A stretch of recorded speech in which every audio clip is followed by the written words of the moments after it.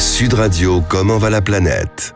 Bonjour Laurent, ce qui me donne la patate ce matin, c'est de voir qu'en France on a les plus beaux paysages au monde, mais surtout, nous avons ceux qui savent les sublimer. C'est le cas de Jérôme Ouivet. Mais que fait-il? Quelques indices. Un appareil photo, des goélands et une chanson. Et voilà, Jérôme vole et survole les lieux les plus beaux de la presqu'île du Cotentin. C'est dans le département de la Manche. Et lui, ce qu'il aime, c'est la liberté que lui offre son paramoteur. C'est énorme parce qu'en fait, je dépends de personne. Pas besoin de pilote, pas de rendez-vous. Il suffit d'un bout de champ, un petit bout de plage. Et puis on décolle et on va se promener. C'est un peu la mobilette désert, mais vraiment cette liberté absolue. Vol au-dessus de Saint-Vast-de-la-Hougue. Globe-trotteur entre ciel et terre, des Antilles, Hawaï, en passant par les Caraïbes ou les Canaries, il est allé partout, son appareil en bandoulière. Mais l'appel de sa Normandie natale est plus fort que tout. C'est ce qui est extraordinaire, c'est que dès qu'on s'envole, on perçoit le paysage différemment. On arrive sur cette espèce de mangrove, on dirait l'Afrique, et c'est la mangrove dans le Val d'Auxerre. C'est la magie de la photographie aérienne, c'est ce côté graphique, ce côté coloré qu'on peut découvrir lorsqu'on est en l'air. 2h30 d'autonomie environ. Ces photos exceptionnelles montrent une autre image de son pays vu du ciel. Un tableau avec ses lignes et ses formes géométriques qui se révèlent à chaque clic-clac. Et on vient de quitter la presqu'île de la Hougue pour partir vers la petite île de Tatillou.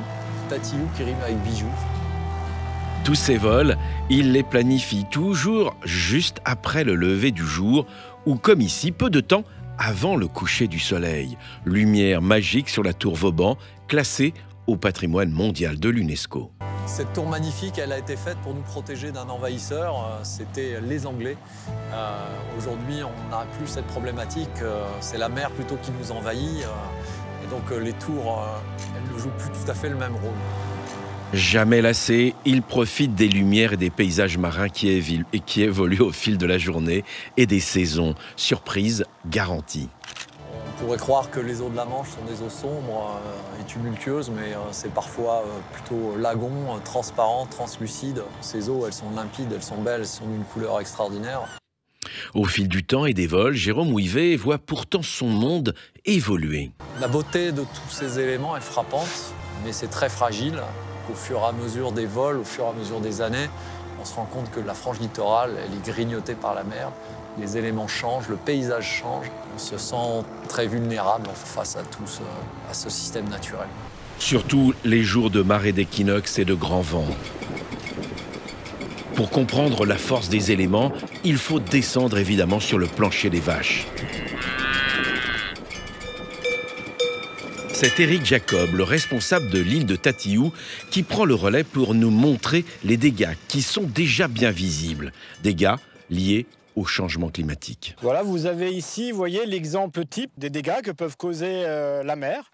Voilà, un effondrement dû aux dernières tempêtes de l'hiver précédent et de celui-ci. Ce mur qui est censé protéger l'île des envahisseurs, que ce soit la mer ou les humains. Je vous laisse observer le résultat.